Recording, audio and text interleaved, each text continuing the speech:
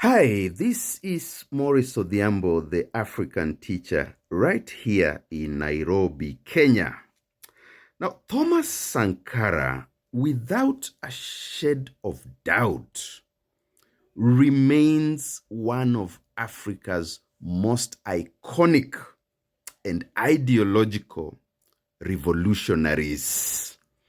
Sankara simply refused to join the hordes of emerging African bourgeoisie in the 80s when he took power through a military coup in Burkina Faso. He lived a very simple lifestyle. He rode a bicycle to work, and he only upgraded his means of transport to one of the cheapest cars available then, when his cabinet insisted.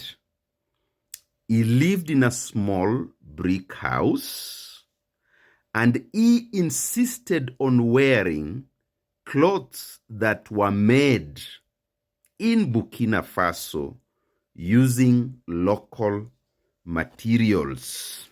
So therefore, he refused and rejected the temptation to import suits from London and elsewhere, which is what most of the elites did back then and continue to do even today.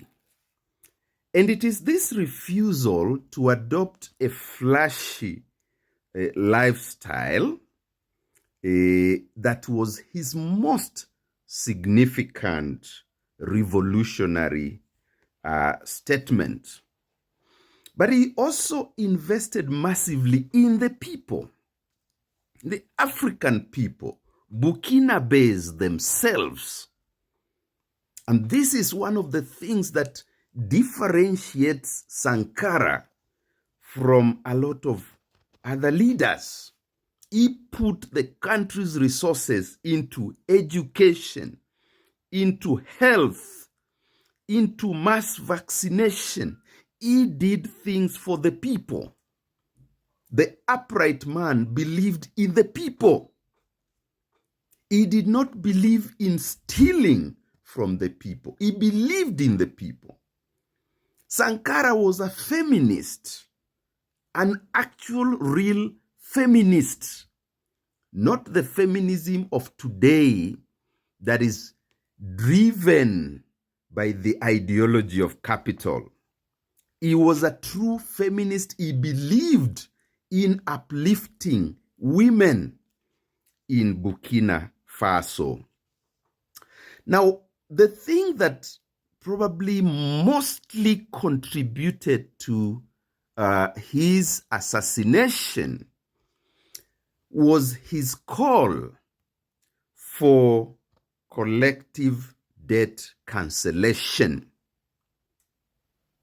He made that call at a meeting of the Organization of African Unity. And that is the thing that imperialism would not even have wanted to contemplate. Why? Because debt has always been used as an instrument of imperialism, as an instrument of subjugation. Debt has always been used by the big powers through the international financial institutions to keep Africa down. And a few years ago, the debate emerged over whether China was involved in creating a debt trap, debt diplomacy. There was a huge conversation within Western academic circles about whether China was trapping Africa into debt. You see, the real imperialists, and no one says that China will not adopt the same imperial tactics as the West has done towards Africa. But the real imperialists, those who colonized Africa, those who enslaved Africans, were actually accusing China of appropriating their own strategy in putting down African populations. See the way history repeats itself. One of my philosophy lecturers used to say that history repeats itself analogously.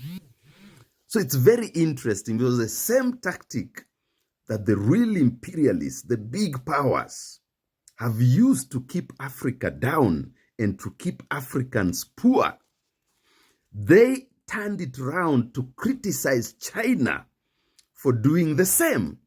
Debt has always been used. Debt has always been used as a tool of imperialism.